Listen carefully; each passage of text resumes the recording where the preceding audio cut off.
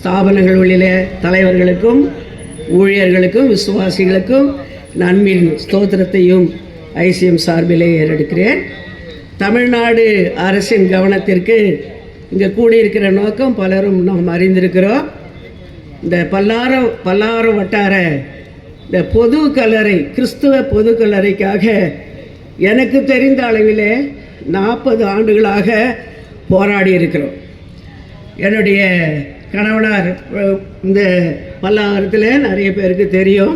காலம் சென்ற மறைந்த என்னுடைய அன்பு கணவனார் டிஎஸ் தங்கராஜ் அவர்கள், அவரோடு கூட சேர்ந்து இங்கே வந்திருக்கிற சில பாசுரம் சேர்ந்து இந்த கல்லறைக்காக போராடினார்கள், முயற்சி செய்தார்கள், இன்னும் முயற்சி செய்து கொண்டே இருக்கிறார்கள்.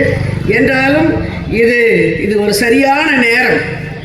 எல்லாரும் இந்த பண்டிகை நாட்களிலேயே எங்களுக்கு எல்லாருக்கும் ஒரு ஸ்தாபன தலைவராக இருக்கிறவங்களுக்கு, சின்ன ஊழியர்களுக்கும் பெரிய ஊழியர்களுக்கும் விசுவாசிகளுக்கும் ஒரு பொறுப்பான நேரங்கள்.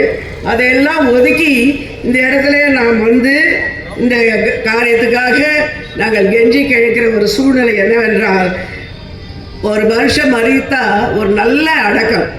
கர்த்தருடைய பிள்ளைகளுக்கு நாங்கள் அதை உச்சரிக்கிறது நல்ல அடக்கம்.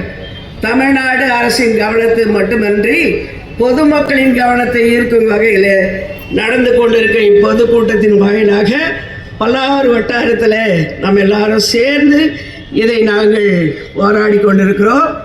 போராடி இல்லை, உங்களுடைய கவன ஈர்ப்புக்காக இந்த கூட்டத்தை நாங்கள் வைத்திருக்கிறார்கள். தயவு செய்து இதை ஒலிபெருக்கின் மூலமாக, படப்பிடிப்பின் மூலமாக இது போய்கொண்டே இருக்கிறது. வெகு சீக்கிரத்தில் ஆவண செய்வீர்கள் என்ற நம்பிக்கையோடு நாங்கள் இந்த பேச்சை முடிக்கிறோம். உங்கள் எல்லாரையும் ஆசீர்வதிப்பாராக.